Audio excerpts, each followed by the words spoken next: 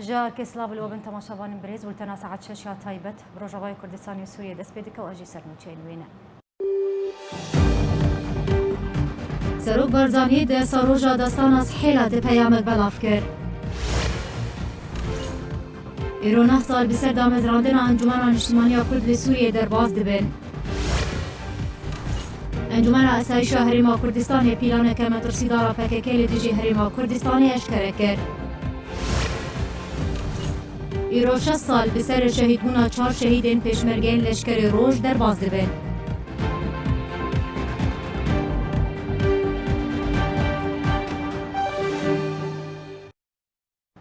دوباره سلاف ایرو سالوگرا داستانا سحیلایه کوهیزن پیشمرگه براوانید برخاکا کردستانی دکر نهشتن حجدا شعبی هرما کردستانی دا گیر بکن سروک مسعود بارزانی دیسیامین سالوگرا داستانا 26 جوت مهیده تویتک بالاف کرته ده هیزن پیشمرگه پیروز کرن دیسیامین سالوگرا داستانا 26 جوت مهیده سروک بارزانی لهجمارا خویا تایبت ل تویتک بالاف کرو گوت سیامین سالوگرا داستانا 26 جوت مهی لهمو پیشمرگه قهرمان و همون اجتماع پرورین گل کردستانی پیروز به.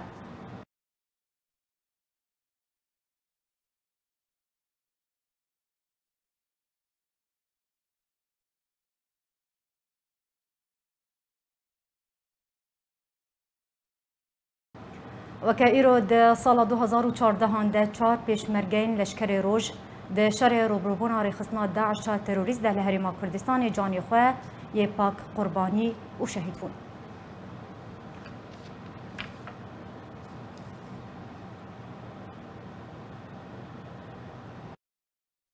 وکه ایرو ده 26 هیواده سال 2014 ده قهرمان و پیشمرگه رشد شر روبروبون آرخستنا داعشا تیروریست لبرین براوانی و رومتی لهرما کردستانی جان و روان خواه بمردی کرنا قربانی و شهید بون. ناوان شهیدان جی ایون نقیب اکرم محمد حسن جدایک بوی باکوری کردستانی شهید بون تلکیف پیشمرگه لورستان علی کوری جدایک بوی گرگیلگه جه شهید بون زمار پیشمرگه احمد سعید عثمان جدایک بوی دیرگه شهید بون زمار پیشمرگه محمد حسین کمال جدایک بوی گرگیلگه شهید بون بریا زمار هزا لشکری روش جه کچو خورتن روشوهای کردستانی بیکتن ببریارا سروک مسعود بارزانی ده سال 2012 ده هات آوا کرن لهرما کردستانی مشق و راهینان دکه و من بمل بپیشمرگین کردستانی شر دکه و گلک داستان تومار کرن و بدهن شهیدان جی دیاری خاک و ولات کرنه هروها ایرو سالوگرا سیان یا شهید بونا هشت پیشمرگین لشکر روج ده شر روبروبونا حجدا شعبی و ملیسین ایرانی و دجمن کردستانی ده که لهرما کردستانی جیان خواه کرنه قربانی و شهید بون.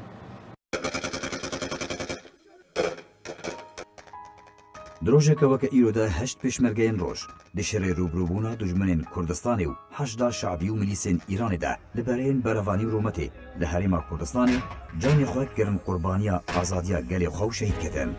روژا 26 جوتمها سال 2017 هشت پیشمرگین لشکر روج پشتی شرکی گران تومال کرنا داستانا کادیروکی دانا وانین وفاداریه لپیش دجمنون حزین کردان شهید کتن. لبلهنگی و ویاناوان و هوالین وان جی پیشمرگین روج پلانا حجدا شعبی و دسهلاتا عراقی و ملیسین ایرانی دوی دمیده نچو سری و هاتن شکاندن. او سرکفتن بو سدم کو پلانا دجمنین کردستانی بگشتی راوسته بدخویانی چندی پیشمرگه میرخاص و جان فیدای ولاتی خونه آسانی تو آلی یانجی تو چک و هیز نکارن جوان درباس ببن ولاتی وان داگیر بکن ناوش دایک بون و جه شهید بونا وان پیشمرگه قهرمان و سانه پیشمرگه علی نواف رسول جدای پوی دیرکه لبرای زمار شهید کت پیشمرگه جمال مصطفى احمد جدای پوی گرکی لگه لبرای زمار شهید کت پیشمرگه مهدی سلیمان عمر جدای پوی دیرکه لبرای زمار شهید کت پیشمرگه رودی صالح ابراهیم جدای پوی دربیسیه لبرای عین عویس شهید کت پیشمرگه عبدالحنان حنان جدای پوی عفرینه لبرای عین عویس شهید کت پیشمرگه الدار حواس نادر جدای پوی عاموده لبرای عین عویس شهید کت پیشمرگه ایوان محمد امین جدای پوی چلاغا لبرای عین عویس شهید کت هروها پیشمرگه گلهات حاجی شیخی جدای پوی دیرگه لبرای عین عویس شهید کت دژمنên Kurd û Kurdistanê herdem hewla dagîrkirina Kurdistanê û tunekirina destkeftinên Kurdan kirine. Her wiha ji sala 2014 ve hewlên têkbirina Kurdistanê û destkeftin û serkeftinên wê dan û ew destkeftin bi xwîna şehîdan serokatiya Serokê Dîrokî Mesûd Barzanî hatine encamdan dane. Lê xewn û armancên dijminan bi xwe re girî û lehengiya pêşmergeyên Kurdistanê û mil bi milê leşkerê roj li gelek bereyan bi taybet bereya Zumar û Sihêla li Ên Ewêz bi dawî hatin. Pêşmergeyên roj destanên dîrokî tomar kirin, serkeftin bi dest ve anîn, lê qelenê wê jî xwîna gurzek jê pêşmergeyên leşkerê roj bû. Bi biryar ji Serok Mesûd Barzanî, hêzên pêşmergeyên leşkerê roj di sala 2012 de hatiye damezrandin. Ezmûneka wan ya berçav di şerê rûbirûbûna Daişê de û dijminên Kurdistanê de heye. Ji sala 2012 ve tanha bi dehan şehîd dane û xebata xwe di sengerên şer de berdewam dikin. Bi piranî zarwên Rojavayê Kurdistanê ne. Her wiha ser bi Encumena Niştimaniya Kurdî li Sûriyê ve ne ve ve çend salin li benda vegerê bo Rojavayê Kurdistanê û parastina xak û gerê xwe ne. Ali Omar.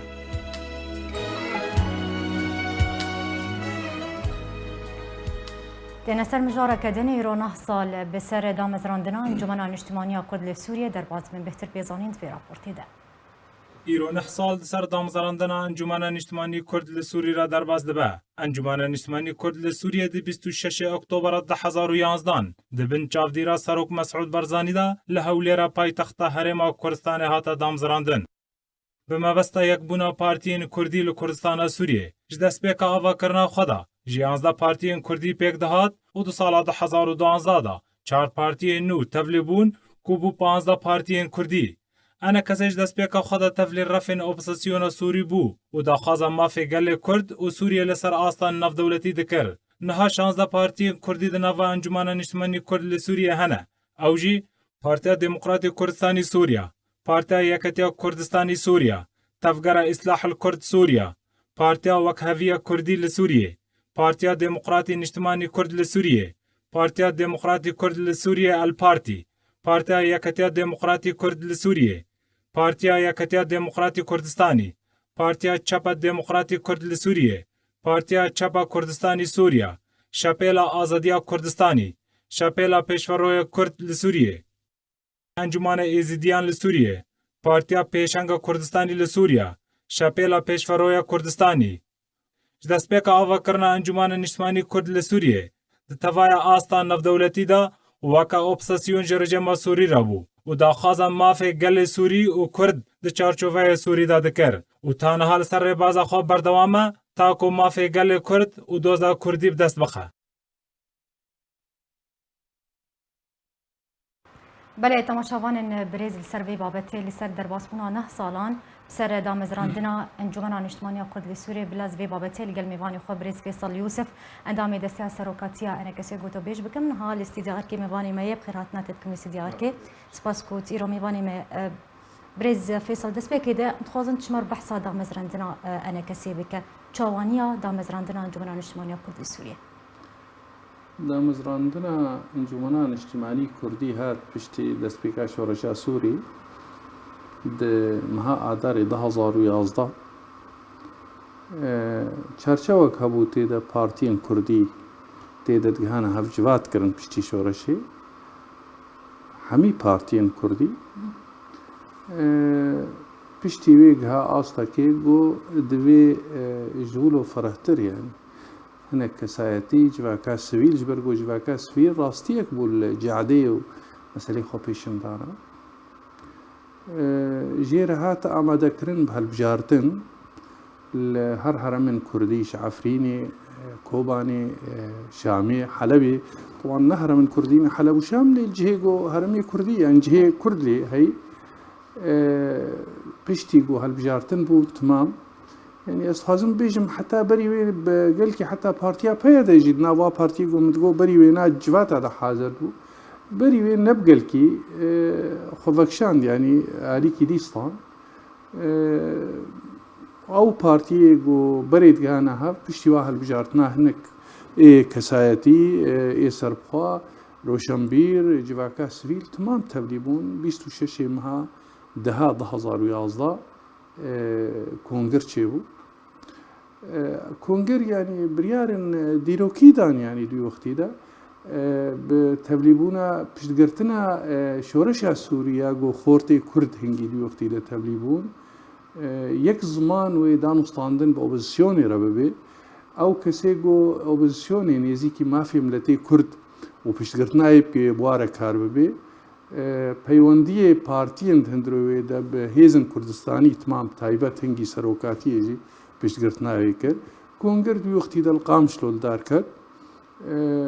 بە حازریان نێزیکی 100 کەسی بهتر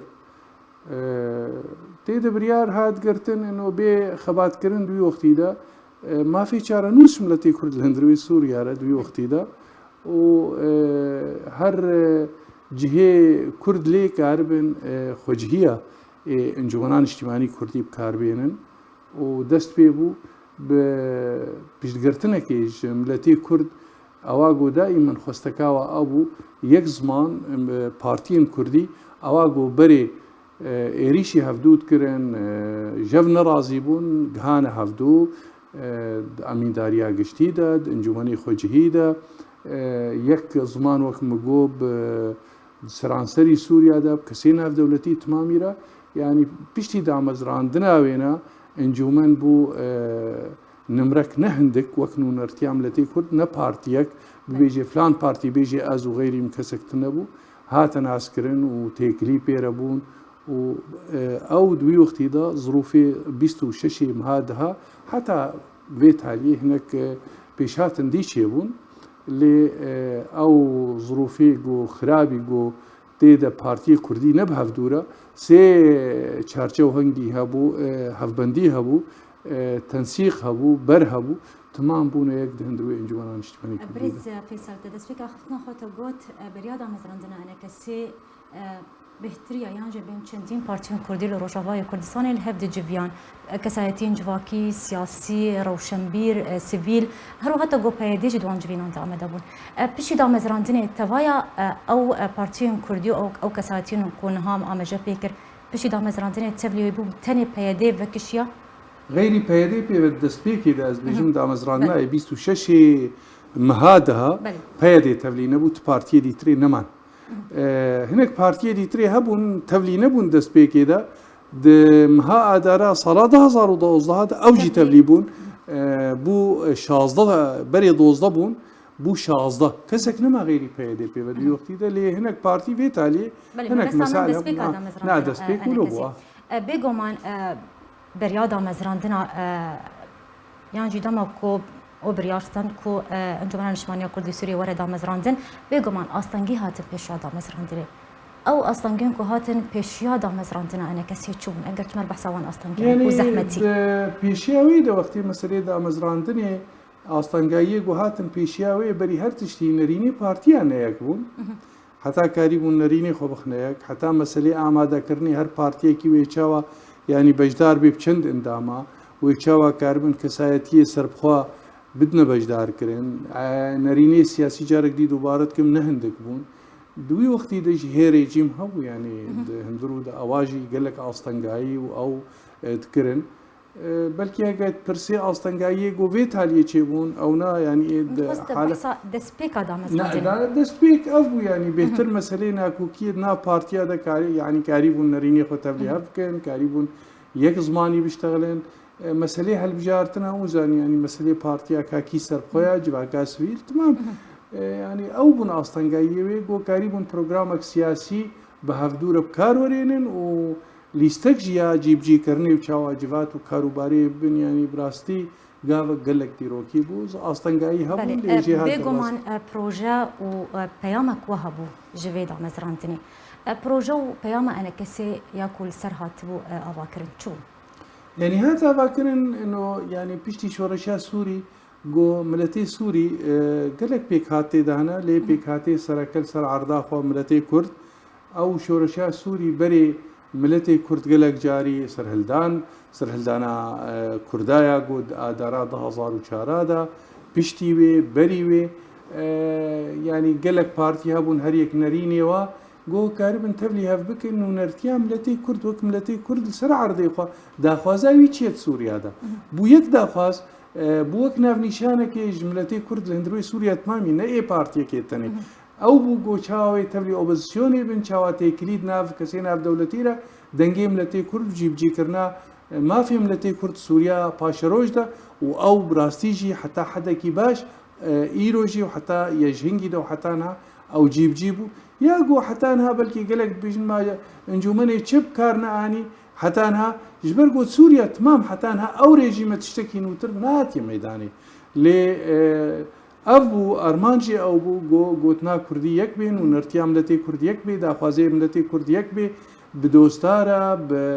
كسينا في دولتي را باوبوزيسيوني را بيكسماني باش بريز تقول انا كسي حتى راضيك باش بيوم بروجي اخوه لسر عردي لروجافاي كردستاني بتجيكر اگر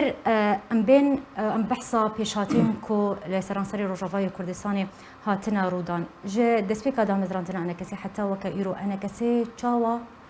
كاريبو تعاملي دقلبان بيشاتي امك تشاوا تعامل قلبك يعني يك انجمنان اجتماعي كردي هر وقت خديد انه جهويد ناف يعني بري وك اوبوزيسيونا نتشتكينو يعني بلكي قالك جاري خلق بيجن اوبوزيسيون وانجومنا انجومن بري يعني جانا مش اوبوزيسيون يرد بيجن بري او جهواد وك اوبوزيسيون ايما انجومن ما تقو ما في ملتي كرد قريدايه بجيب جي كرنا مسألة ديمقراطية ما في مروفاج برقو ملتي كرد ما في اي مروفانا اي كسانا اي نتون او يك يعني كاريبو بدي نشاندان جو وك هيزن اوبوزيسيوني دافازا مسألة ديمقراطية تيتكي او كاريبو يجيب جيبكي يا اول عاد دواجي كاريبو في مسألة بدي نشاندان جو ايما ام چارەسەریە سیاسی را نپێرەبوون يعني مثلا انجومن بانه چارەسەریە کلشکری و ببي اف شورش و كاربي ارمانجا يجيب جيبكي بهتر جي انجمنان اجتماعي كردي د قرا وقت مسألة راديكال واونا كاريبو بميني خديج مسألة علمانية تيرا كاريبو ببي خديج نرينا كيرا حتى ايرو سوريا كنا نافندي يعني فيدرالي حتى ايروجي بردوام يا جهيم خابنيه بو يعني 2012 خستنا انجمنان اجتماعي كردي بو آليه دي تري اي بادا يقول تبلي كونغري يا كمين نبو انجمنك قالي روجافا تشيكرن بوينا فيديو اختي ده بادا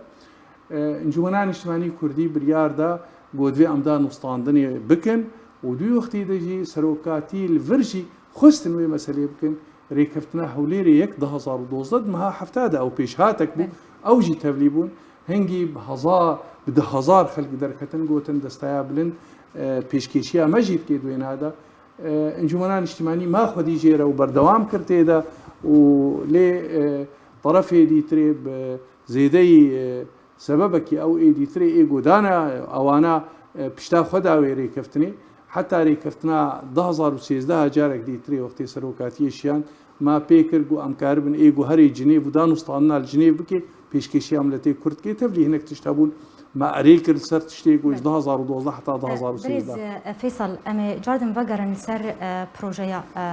أنا كسي بيقوم منوكم من دسبيك جيجوت بروجيا وهبو بياما وهبو متخصصريا أنا كثيرة هون جيبك هون بكينا أجر تجمرة بدا خويا كرنت تيار بك حتى نها وتشج بروجيا خواه للسر عردي بجيكري وتشب جيدك جيب جي كرنا يعني وي بروجي اما بروجي جيبو جيب جي كرنا ارمان جي ملتي كرد سوريا باشروج دا يك جي يعني ام تبلي اوبوزيسيون بون خديج وي بروغراميرا دري كفتنا كيرا ياغو مباركر انه اعترافي بما في ملتي كرد لسوريا سر عرضاوي هلانينا وا سياساتي ايجو شوفينيستي جو سر ملتي كرد داخيانيه گوچه بون کنگره اوبوزيسيوني تمام رياضايك ويا دوا ديسجي او تجيب جيبون الجماعه هر وقت او بروجراما ما بكسينا في دولتيرا لي سرانسري سوري جو ام كاربن في مساله جيب كن حتى ايرو ريجيمك هيا او ريجيم ب 100,000 خلق حتى انها هاتيه كشتن سوريا وايران بويا جيب نبويا يعني لي ام دبينن ايروجي او بروجراما انجومني ما كاريب ود وقتها كده 2015 625,400 انساني قوتن اريج وي بروجرامي بامضاء اي 11 صاروا باني ده إيروجي يعني أم دناف ملتي كردا انجمن خوجهيل هرمي كردي تمامي دبينن انجمنان اجتماعي خودي جوي ويدا خوازيرا دناف كسينا دولتي إيرو دولتي مظن وك أمريكا وك روسيا وك يقرتن يا أوروبا تمامي إيرو تكريب انجمنان اجتماعي إيرو كردي وناس كن وك نرك سركي جملتي كرد ودا خوازي ملتي كرد حتى بتجينا كريه حتى انها تشتك سوريا دا جيب جينا بويا ليل سر عرضي وك انجمان وك يك دناف خلكيدا تجهيقو انجمانان اجتماعي كردي تيدا بيدنا بيت تنا دناف معارضي دا بيواندية ناف دولتي دا اعترافك ناف دولتي هر چار دولتي انجمانا اسايشتي دناف دنيا دا ايرو دبيجن بي انجمانان اجتماعي كردي تجارة سريا سياسي سوريا دنابي دناف مسألة كردي دا ايرو انجمانان اجتماعي كردي كاريبو جيب كي يعني ستونك نهندك سراكية جو كاريبو يكيتيا ملتي كرد او خدي بيجيرا جو بباريزي حتى الطرفين دي تريرا نشكو حتى يروج تفت ندنا ملتي كرد تشيبي باش قالوا بنارينات بيوستيا انا كسب چاكسازي هيانات طبعا هذا اگر بيوستيا بيها بگرك او چاكسازي بچرانگي به گوري تخمينات چاكسازي از بيجم هر روز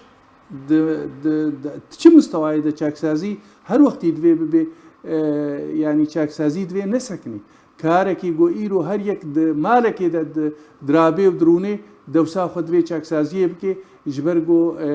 تشتن هنا نكبي سر هفدو انجمنان اجتماعي كردي بشتي نه صاله دوي مثلا الخوفقري لجمع وك تقديرامه او يك زمان دوي بهتر پاراستنا ويك زماني اواغود بيجن خطابات سياسي ببنجها كري خستني خرده ام بينن او بنجها ري خستني دوي جولو خرتر ببي بارتي بهتر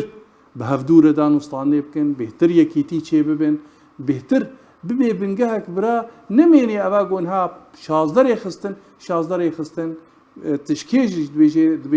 دوي جولو بهتر اري ايرو يك خطابه ايرو انجمنان اجتماعي او فيساوي تكليه دربا سركتياوي دان وسطانا اللي جولو ويدتر باشروجي سوريا قناغادي دهندروي سوريا دا دوي ببي جولو خرتر وفراتر ري خستنك يا كرداي بهتر جولو هفقرتي بي قالك تشتهنا ايقول سربي سكناندند مسالي ري خستني دا مسالي ري فبريدا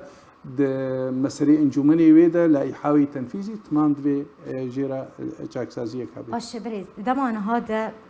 كون هذا مك هستياره حساسه انا كسي هولا بجيكرنا تشيل روجاواي كردستان ده دمان هذا دما هستياته يا غويرون بينن يعني بيشتي چند سالاج پيدي وكاريغو الاليه خوكر هناك بارتيغو تندرو انجمني دجي تبليوي بون ام دبينن او كارتني هات خويا كرن هرمن كردي ايرو تركادس دانين سر ابدا بوافا العفريني السري كهنيه الجريس بي ايرو يعني ياغو ام دبينن او كاريغوش اليكي دبوي ام دبينن ايرو دبي ببي يا ملتي كرد تمام شريك بيتي ده نا اريك تنيبي ام ايرو كن جمانان اجتماعي كردي خودي نجدا خوازي ملتي كرد ايغو خودي بيش هرمي خود تماميرا ام تخوازن دا او دا نوستاندن كيرو نابينا ما و بارتي يكيتيان اجتماعي كردي ايغو دنا وادا پيدي وك بارتي كي ام كاربن ريكفتنك چه بي جو اعترافك خرتر بملتي كرتشي بنبقى ليكي تاني چه جبرگو ايرو كسين عبد دولتي تمام دبيجن ام دبينن ملتي كرت بي خدي هالوست بي نقاليك تاني ام جير كار وبارت كن جو ام بربري كفتنا كي بدن هالوستا كردي يكبي استراتيجيه كردي يكبي ليفغرك هبي جو كرت تمام ليفغرن ام كاربن تمام خدي بريار بن نونرتي ملتي كرد بكن المنابري دولي وك ملتي كرد ام حتانها انجمنان اجتماعي كردي دوي واريرت خبتي سروي اساسي جي دان وسطاني جو ايرو نابينا موقف انا كسيدي هنجي دستا انا كسيدي جبرتش اندامن هردو باجدارين عفرين وكوباني تنن ابيك بوجه رخنت كنكو اندامن كوباني وعفنيت انا كسيدة تنية جبرتش حتى نها وابيك شعر سرنا كريه سدا ما بيكيتشي ايما يعني استوازن بيجن مسألة عفريني ابو چند وضع كويت هايبتها يعني بري تركشي دست دين سر ريغرتنك هبو جو اندامي وينا نكاري بونج برغو ريهات غرتن وقتي جو ترك درباسي هرمي عزازي وابون ريغرتن يعني قلكي زحمته يعني زحمتي ويدا تربو لي حتى هنجي يعني اندامي وينا از خوازم بین مبیرا تماشاوان هیجا و گهدارا يعني هرمي يعني إيه ما انجمنان اجتماعي كردي صديق بينجه بارتينا بينجه إيه درفنا جي بينجي حفت إيه يعني نيفي إيه هرمي جزيرين نيفي إيه كوباني وعفريني وانا أو حقيقة حتى إيروج محفوظة ليه خلكي عفريني نكاريبون خلكي كوباني جي تالي مثلا داعش وانا اونزان يعني وضع شبو قال لك شو انا إيه قدر كتنا درفا لإيروج انجمنك وجهي لاندروي كوباني هيا حتى اي كوباني اي الدرفجي يعني انجمناوا فيتال يجي هناك شوانا بجداري امين داريا قشتيبون ام تيكل دارن بواره برنجكي او بايديتري تفلينا ام خدبينين بشكش كوباني وعفريني ام تف كوبانينا ام تف عفرينينا ام بارتين كردينا يعني عفرين كوباني كردن يعني امجي كردن تشتكي جو بيجي از شقام شلو معناه يزبوما قامشلوکی ایدی بو کوبانی نه يعني عفرين وكوباني وجا قامشلو ديركت تمام هرم كردينا قال لك رخنا دوي خالد ها وش بيقولوا متخصص ايروجينا يعني تواني سركرداين بارتيا براني هنا اي كوباني عفريني هنا سكرتير جو هنا او هنا هناك اشتغالي هيا ليه يعني او بارتي بخوجي نونرتيا هرم كردي تمام يمكن از بيجم حتى خلكي كوباني وعفريني يجي بيجم اف بارتي اف انجومن پیشکشی هم لتی کرد که ایما نگاه حتی که مسئله عرمی لی مسئله عرمی انجمنی خوشهیش دیر که بگره چلغا گر که لگی قامشلو عمود تمامی هنه يعني انجمنی خوشهی بله قلت سپاسیاتت کن برید فیصل یوسف اندامی دسته سروکاتیا نکسی ایروت میوانی استدیار که وزور سپاس لسلامه دبونت سپاس برپرسیاری ریوبری پولیت بیروی پارتیا دموکراتا کردستان سوریا الگل استافین راگهاندنا پارتیا دموکراتا کردستان سوریا جویا ایرو محمد اسماعیل برپرسیاری ریوبری پولیت بیروی پارتیا دموکراتا کردستان سوریا سردانا دزگهن راگهاندنی بسر پارتیا دموکراتا کردستان سوریا وکر لگل استافین دزگهان جویان محمد اسماعیل د جوینان د دسخوشی استافین راگهاندنا پدکسی کر لسر کاریوان ین ولات پاریزی کر کو د زحمت ترین قوناغ ده کار لسر کار و راگهاندنا راستیان بردوام بون هروها محمد اسماعیل تکازی لسر گهاندنا پیام آشتی و پیگ وجیان و خبات و نتویا پارتیا دموکراتا کردستان سوریا کرد.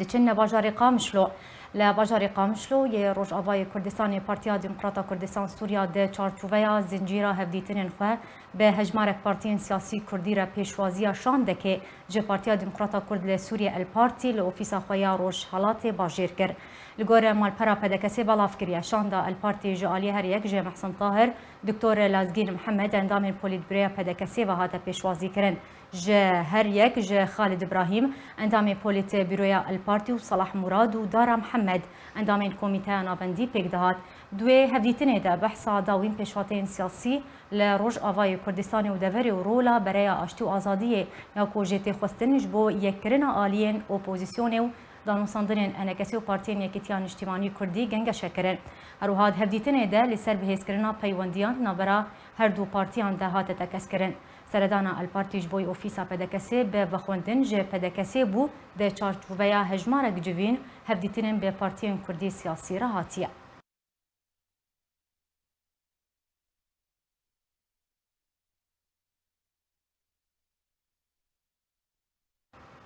انجمن اسایشا هرما کردستان د داخیانی که دارا گهان کو سه پیلان مترسیدار کو پککی یک جوان دارش دبو پوچ کر د پیلان که ده پککی دخست دیپلماتکار و کنسولان لهولری ترور که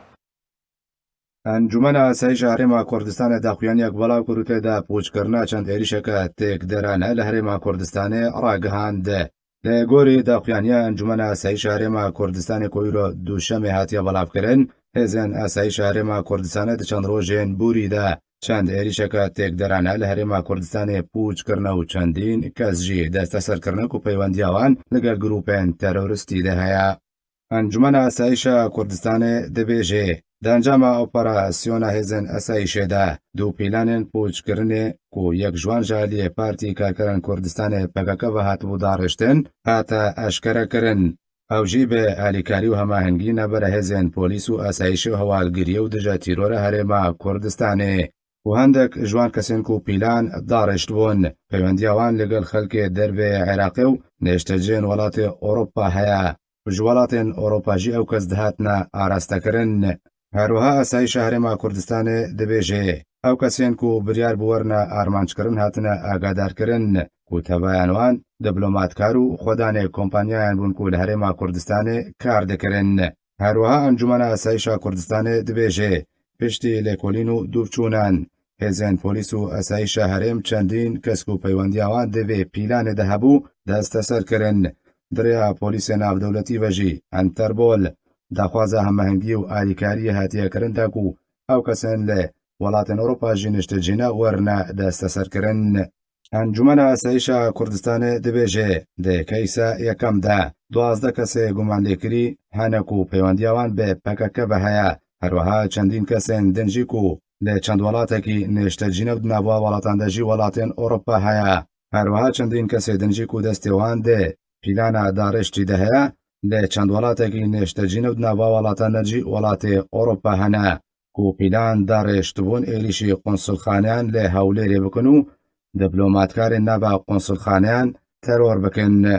Di daxuyaniya xwe de Encûmena Asayîşa Kurdistanê dibêje piştî çavdêrîkirina grûpan ja lîhêzên asayîşê ve bo dema 4 mehan hate karîn ku canê çendîn kes were parastin û çendîn kesên gumanlêkirî werine desteserkirin ku di nava de jî du welatiyên Sûrî hene. Ew kesên ku gumanlêkirîne û hatine desteserkirin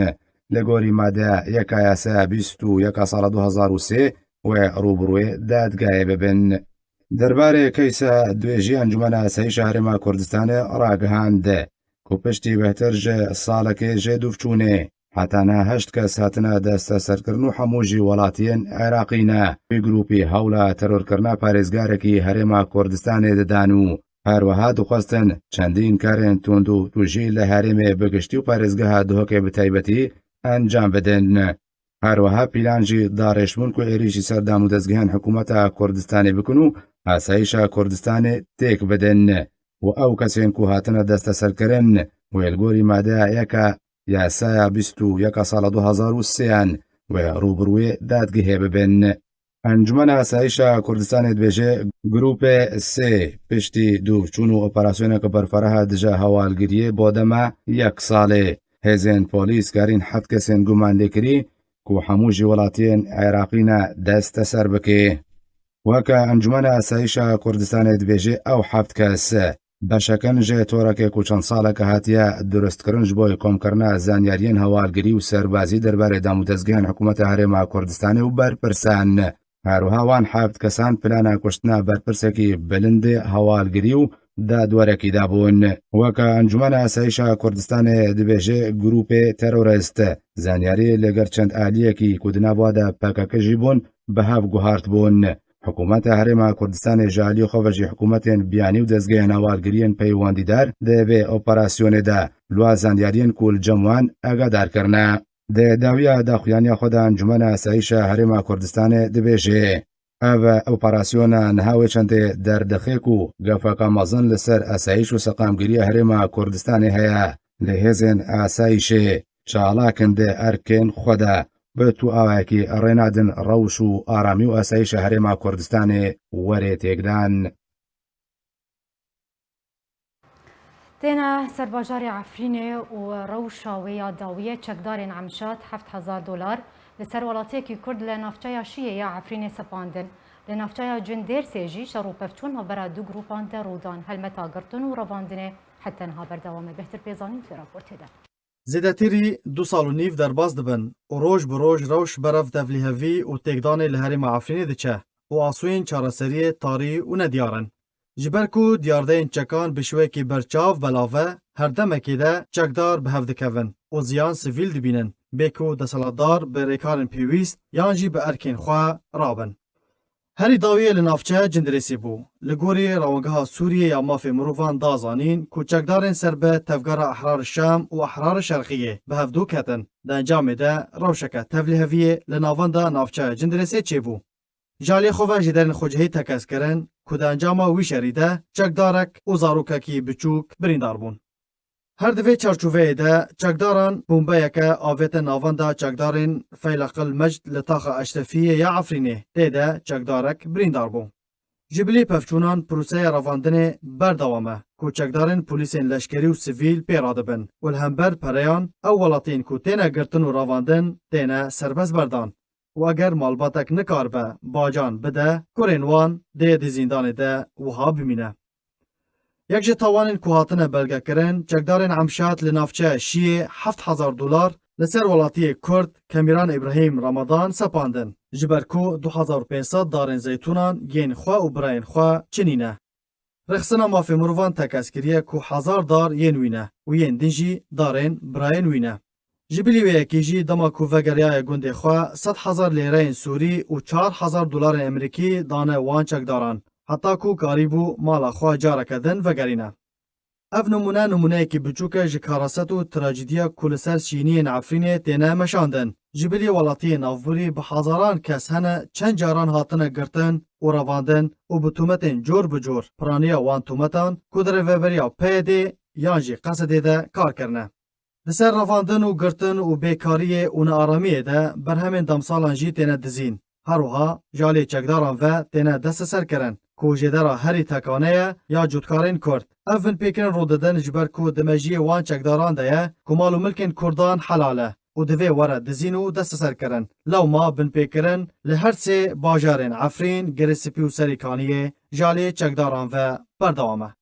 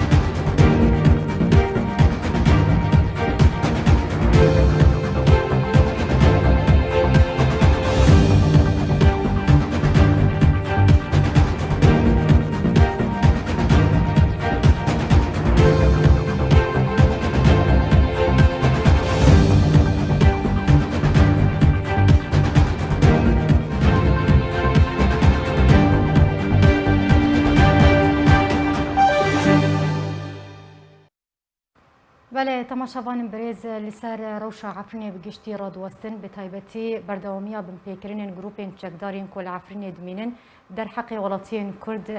لعفرین روجاوای کردستان بلاز وی بابتی لگل میوانی خواه دکتور احمد شوقی روجنموان گوتو بیش بکم او جین ها لستیدار کیب مر آمده خیراتنا تدکم دی دست بیکده دکتور روج بروج پیشاته لعفرین روجاوای کردستانی چه دبن اگر تدست بیکده جمر بحثا روشا عفرینی بگشتی و پیشاتین وی اگر تدست بیکده جمر بکتشنه او پیشاته سلاو ریز جتارا و جهمی مینرانا همیان را عفرین و کتیزانین و کم گوشی زانن از بخاج عفرین مجی اف بیل سال و کمی 3 ساله یعنی به هندک چند مهان هاتیه تالان کرن نه هاتیه داگر کرن جالیه ارتشا ترکیه دا وک استن دبیجم ترکیه جی خانه دیناسین و خانه کوملا یا نو دولتی را کو او دولتا که داگر کرد جبر کو ترکیه دستلاتی ترکیه بزانه بین بخوازه طالان العفرینی بکه کاری رش یعنی اف بن پیکرن گل عفرینی تین کرن جالی گروپین چتا و ناندوزا و طالانگارا اف گشت کاری رش یه فرمی یا دولتا ترکه او به هر کس بزانه به عفرین جواره کی کردا پر دولمنده به هر تشتی به چانده ها و کردی به زراعت ها به هر تشتی زنگینه یعنی و دیرو که خواجی عفرین هاتا نشان کرن که ورت نکرن وکن آسنامه عفرین بخوا یعنی باجار که نهاتی آوا کرن عمری خو نزیده 110 ساله بس بخوا نافچه و را دبین چیای کرمنج یعنی تلتک چیای کرمنج لیالی سوریه کت ریکفتنا انقره 1920 دا یالی دو تلجیب یالی ترکا دا لیالی ترکا مان یعنی بسر هفته دا هر دو لیالی جی کردن لیالی جی کردن یعنی مثلا چرا چیه راپورت دا بحثا شیعه هات کرن یعنی گندن شیعه کرمانجین لشیعه لیالی سینور دناف ترکیه دا عيني عشيرتك عيني يعني مريه هفتين بيشتغل عفرين دكتور ام دخوازن بهتر لسر بمبيكرين كو درما في ولاتين كرد لعفنا روجافاي كردستان تنكرين جالي جروبين تشداري مسر حكومتها دمكيفا يعني وكو تقول هجدما كو عفرينا روجافاي كردستاني كتي دستي جروبين تشكدار وتركيا ده جوي دمي وحتى انها بمبيكرين بردوام بهمو رنگين ف رواندن بن چاف کرن سپاندنا با جان تالان کرن معلوم کن ولاتین کرد فروتنا معلوم کن وان ام بیجن برین و شوطاندنا دار زیتونان دارستانان انها دیاردیا چکداری جی هی لوی داره يعني جوي دمي با ابني زي ام بیجن نزی 3 سالا چه بویا کو هاتی دا گیر کرن جالی گروپین چکدار و گروپین چکدار چه پیلان لعفرینه جوي دمي حتى انها بجي کرن گورین ریناته داویا یعنی افکر یارن گروپن چکدار دوی ام جکو وقتینن ام ج تکس کرن اوان گروپنا چاوت هاتن آوا کرن و چه کاری دکن و چه پلانجی دعفرین دا بجه کرن تانها جوی دکشه جورتی اف گروپن چکدار کومن چتا ناندوز دز تالانگر همی بناوه کو اف گریدای حکومت دمکینه یا گریدای ائتلاف سوری کوالیسیون سوری اف بخوا یعنی براستی چتنه و اساس وانای رامانگری لسر ترور هاتیه آوا کرن یعنی تکانه ناف لوانا بکه بکریتر قانونی کو اف تروریستن یعنی اف لدروایی آرمان جوانا افنا کار رشی ترکیه دیکن وقت موتی کار رشی ترکیه دیکن یا ترکیه دخوازه بکه بس نکنه بکه تانها یعنی ترکیه جبر نه تنه دستلاتی یا ترکیه وقت ولاته که مزن دخوازه خانیشان بده که او دستوردان ده هندر سوری دا کری جبو چاره سر کرنا پرسگریکا سوریه بس بخوا ترکیه و تدخلان هندر سوریه کری کو کردا دوردا تنه بکه و دستلاتیا ترکیه جی بیدی وقت بری ویجی مگوت و استم جی دبیجم یعنی به تواهی به کریترین یعنی سوسیولوژیا سیاسی اونا یعنی نتو پرستن فاشیستن باش دكتور يعني پیش دمك حکومت سوریه دمکی و ائتلاف سوریه بریار دا کو گروپین چکدار خواهی توایا نافچه و گوندن عفرین بکشین جبر چه گروپین چکدار پابندی و بریاری ناکن و ناکشن جوان نافچه جبری بیا زویجی بیجم حکومت دمکی دروا دکه پروپاگاندا دکه ریکلام دکه خاپاندنه دکه حکومت دمکی به تواهی و ائتلاف جی به تواهی از وی اکی بیجم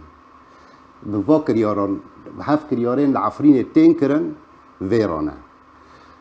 چه نظري چه بفهمي او خود بشوي كراسي دا ود شيرن كو ام نكونن ت يعني تمونت عمل سروا گروپن چکدار تنايا و ام نكونن وانا جور درخين حيا درك ابا راسته يعني اونا نكونن يعني بچکداري كيرا ببين جعفرين دركب چکدار کی نورمال نب گروپ را چکدار جبر اف چکدار به تواهی جی استخبارات دولت ترک دینا بریوا برن اف نظام بود شام یعنی ام این کار بکن و وشیرن یعنی بریار خوش حکومت ترکیه ورده بریار خوش حکومت ترکیه ورده گرنده به اف هر کس وای کی زانه به یعنی و ائتلاف جی و حکومت آدم کی جی هاوجی پیرازینه دف بردش يعني وقت كسايات هن كسانا خو احترام دكن يعني خو حز دكن براستيجي شورش گرن بس تدنگي وناتنا يعني تدنگي وناتنا افجي دبي يعني كارا كي پر كورانا و كور وري كرن کو توانا یعنی توانا آشکارا نکه توانا راست حوال نده اف گروپ این چکدار هر درن توش دبن و تون دبن دعفرینی دا یعنی وا کاری العفرینی تکره جدر وایی هنه کنه دزن یعنی غوطا رافين شون ادلبي رافينات عفريني يعني السوري قشت قارينات روشة سوري بقشتي وك عفريني جبار هناك جبار بربيلو رافينا هناك جبار ارتشو سوري رافينا ويعني دستلاتيا سوري جد في مسألة ده هيا بتهيبات لهمبر كردا يعني دستي حتى كان جواب بمبيكرن بردوام جبرتش بمبيكرن جالي وان جروبان و حتى نها بردوام و چهار سری تنهی چهارسری تنه ترکیه کنه بکی یعنی ریج و پیش وانا بگیره بس ترکیه ناکی جبر اونا کاری رش ای ترکیه دکر وقت مگوت یعنی از نزیده دکم نج ترکا تو بحتانی ترکا دادم ترکیه کنه ریل پیش وانا بگیره بس ترکیه ناکی آرمانجا ترکیه جی اوه عفرینه گریسپی كل خوازي دافارين كرد ليد بيلين كرد عليك نكارفان بمبيكرنان فيرا وشيرا والصين جبلي حكومة تركيا بيبه حكومة تركيا وروسيا جبر روسيا جي هاگر بخوازي كاني سينور جي تركيا را دينه روسيا دبي مدست وردان لشکری هندر سوري را کر جبو از نهيل بم دولت سوري بروخي جبو از نهیلم خاک سوری پرچه ببه بس روسیا باشه ترکیه گریسپی داگر کری عفرین داگر کری سریکانی داگر کری ادلب دبن کنترولا ترکیه ده ندبن گروپ انچتل ادلب بیجی کاری راشیه ترکیه لکن ترکیه دریکا جروب انشاتا را ترکیه داغ يعني چقدر لشکری ترکیه بله داره براسم تخصم بهتر قلت بیم جاری گوتوبیج بکن لدما متیرا مناکز قل کسپاسیات کم دکتور احمد شوقی روجموان ایرو تمیوانی سیدی آرکی بزرگ سپاس سرما دوون تو سر برداربون و خفتر انت سرجان قلك بخير ایرال کمپا دومیز یا پنابرین روجاوای کردستان نان خانه یک شوتید انجام ده کسی کی جانا خواه جدزدان جدران جه کمپا دومیز یا پنابرین روجاوای کردستان یا بسر پارزگاه دهو که وجار کرا راگهاندن آگر به نان خانه یا قامشلول کمپا دومیز که ده انجام ده پنابر بناو یحیی ابو احمد جانی خواه جدزدا و که جدران دای زانین هینا صدام شوتاندن نان خانه نهاتی زانین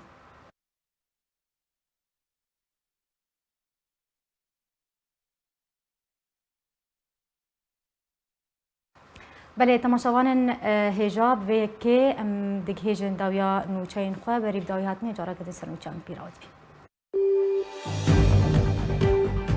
سروک برزانی ده ساروژا دستان از حیلا ده پیامک بلاف کرد ایرو 9 سال بسر دامزراندن انجمن اجتماعی کرد لسوریه در باز دبن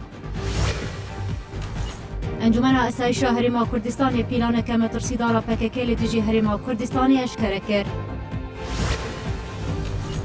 ایرو 6 سال بسر شهید بونا 4 شهیدین پشمرگه لشکر روج در باز دبن